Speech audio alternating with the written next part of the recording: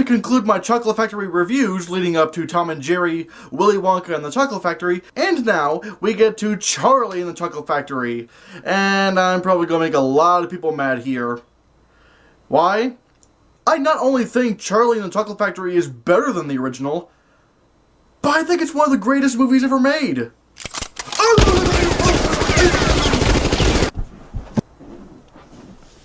Ha!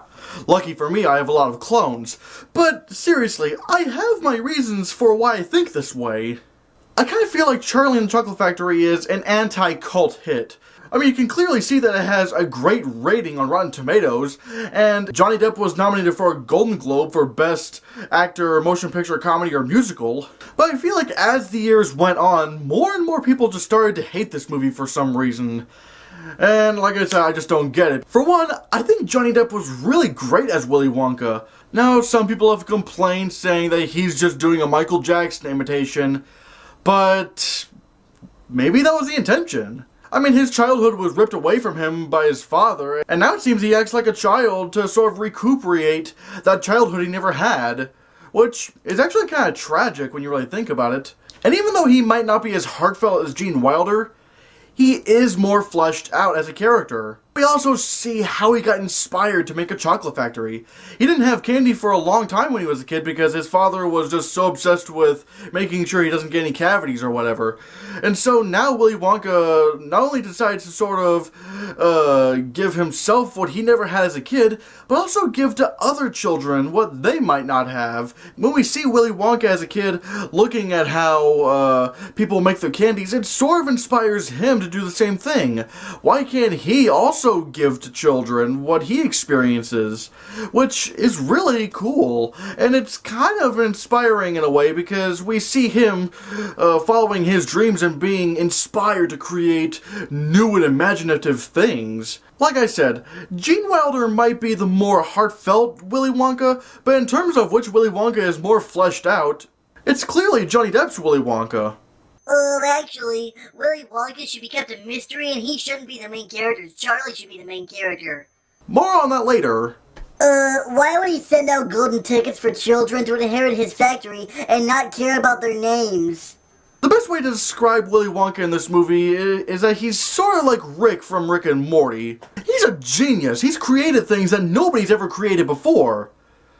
But he's also not really all that bright. He's what I like to call a stupid genius. He's a genius, but he doesn't make the best decisions. You're being hypocritical because in your Spider-Man 2 and Spider-Man 3 reviews, you said that you couldn't stand the fact that the characters didn't make any good decisions. Yes, I did say that, but here's the thing. Those decisions were taken seriously.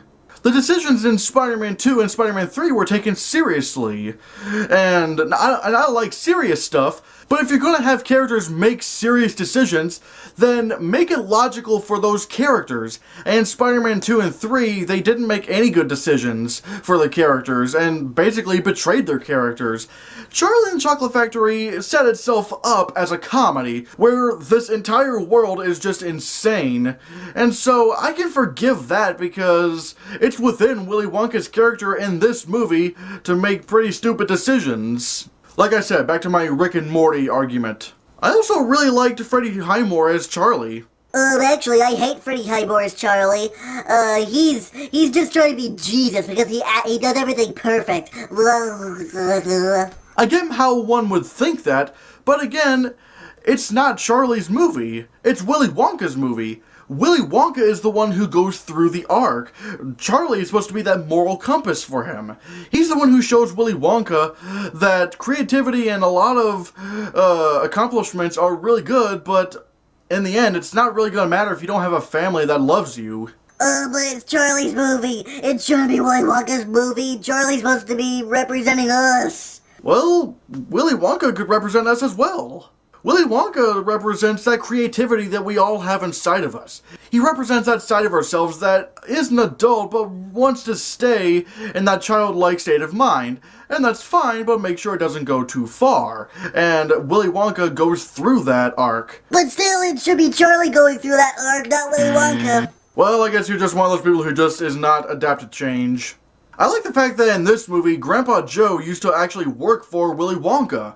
That way, we're actually shown what Willy Wonka could do and the whole history behind him in the factory, rather than being told it to us. And the grandparents in general are more enjoyable. Grandpa George is really funny because he's like this really angry, bitter grandparent. Mark my words, the kid who finds the first ticket will be fat, fat, fat.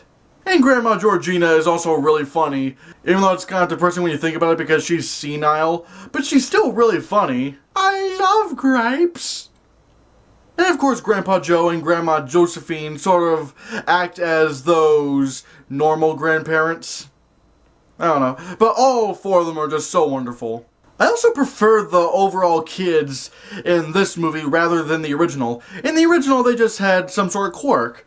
But in this movie, the quirks are taken to a fucking extreme. In the original, Augustus Gloop was just shown to eat a lot. But in this movie, he's a fucking pig. And when he's just going through the entire candy room, eating everything in sight, it's like some sort of horror movie or whatever. And it's really funny. Also, I didn't realize until I just watched it for this review that he doesn't have any eyebrows. I always knew he creeped me out in some way. Veruca Salt is also really funny because in the original, she just screamed all the time, saying, I want my goddamn, you don't love me! And it was funny for what that was, but in this, she sort of keeps that sort of calm, serial killer-like look to her whenever she wants something. She's like, I want my golden ticket! And then once she finally gets her golden ticket, she's like, Daddy? I want another pony. Like, she's like Hannibal Lecter or something. And Violet in this movie is just a competitive freak, seeing how she has accomplished so many things in terms of sports or other competitions, and her mother is just this really happy-go-lucky, supportive soccer mom. She's like that person who's just edging her on to be the best in every single competition ever. And then we get to Mike TV, and he is just a video game freak. I also kind of like the little psychological rivalry that's going on between him and Wonka. Like, for example, Mike TV will just say something that just annoys Wonka. Willy Wonka is just saying, stop mumbling, please. I can't understand what you're saying. Until the last part where he's like, Mumbler! Seriously, I cannot understand a single word you're saying. And it gets so absurd to the point to where Mike TV just decides to throw himself into the machine. Willy Wonka just sort of edges him on, saying, little boy, don't push that button. Basically, he's trying to hide the fact that he really does want him to do that because it's like a little sweet revenge. I just love that rivalry between those two. It's so funny. The late and great Christopher Lee plays Willy Wonka's father, and he's pretty menacing around when you first see him, but later on, he actually does give a really heartfelt performance. And Deep Roy plays all of the Oompa Loompas, and it's just so funny. I just love the concept that one guy plays all the Oompa Loompas, and even the female ones. Hello, Doris! Now, some people will say, oh, but if you didn't tell me what an Oompa Loompa was, I would assume that the ones with the orange paint on their faces and the green hairspray are the real Oompa Loompas, because they don't look like anything that exists in the real world.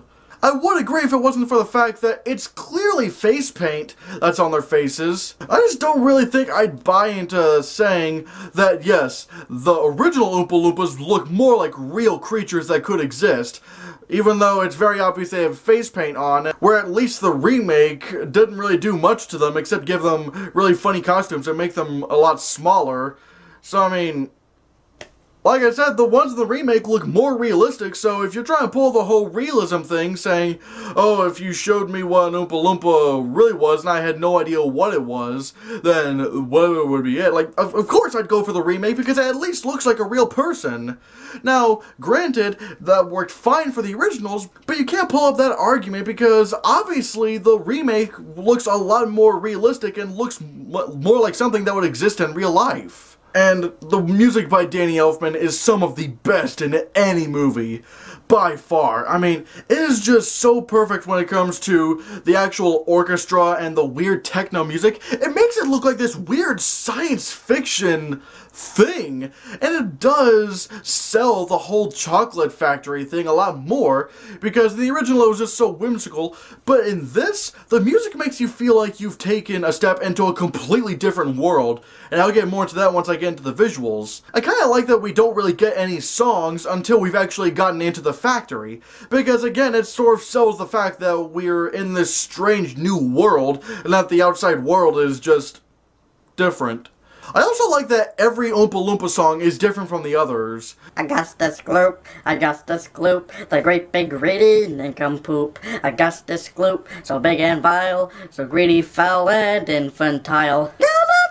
Chewing fast, chewing muscles grow so fast, but my face are giant chin. It's not just like a violin.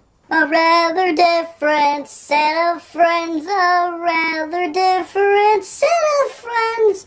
It knocks the senses in the head. It Keeps the imagination dead and clocks and clutters up the mind. makes a child so dull and blind. So no, so no. You can no longer understand a fairy tale in fairyland. The fairyland, the fairyland. Yes, I know all those songs by heart. What's wrong with me? But actually, the songs in this one feel so short, unlike the originals. Really? Did you not pay attention to the length of the original Oompa Loompa songs? Some of them are like 30 seconds long, if maybe a minute. They're very short. Now, I don't mind them, but you can't pull up that argument without actually measuring how long each song is. And in the remake, the Oompa Loompa songs are a lot longer.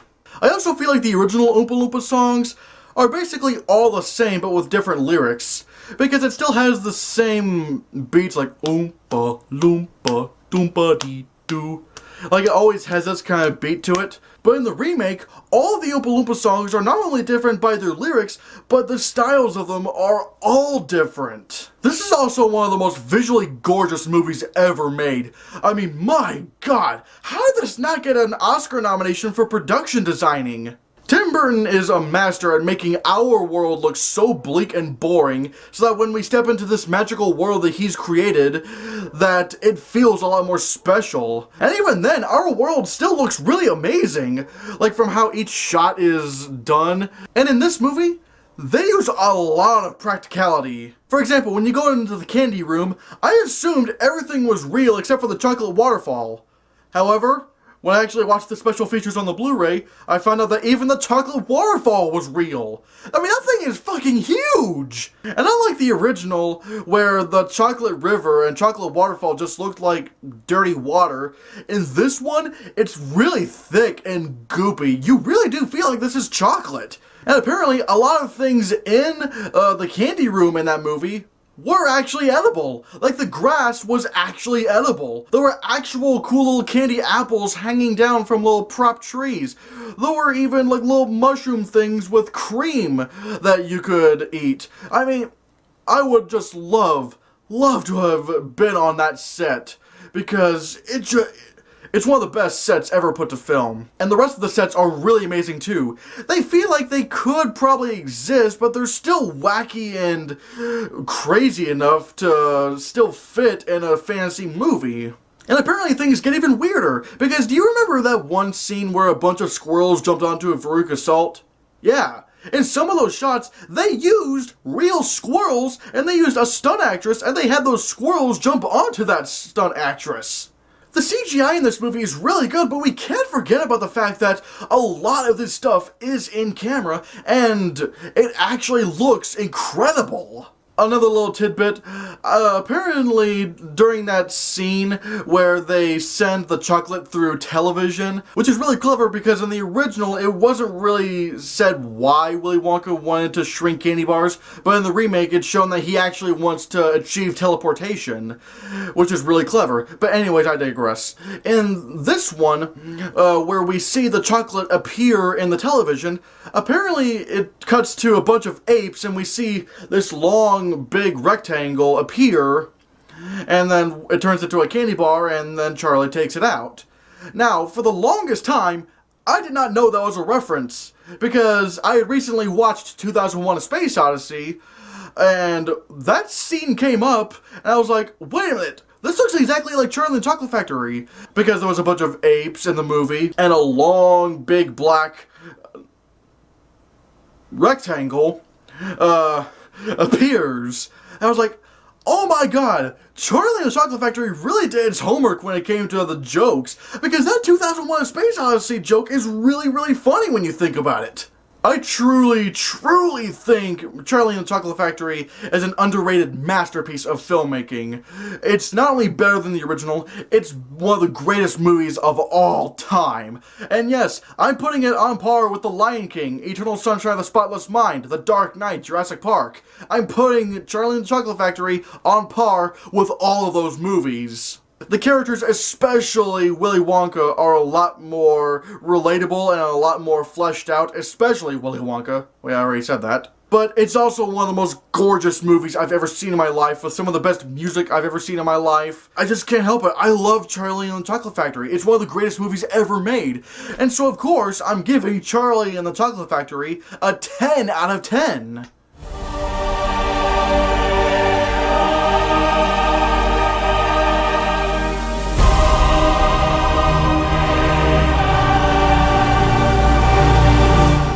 I'm still doing my Spider-Man reviews, but during that and after that, I'm going to be doing my reviews for some Christopher Nolan movies leading up to Dunkirk. And before War for the Planet of the Apes comes out, I'm going to review 3 Planet of the Apes movies.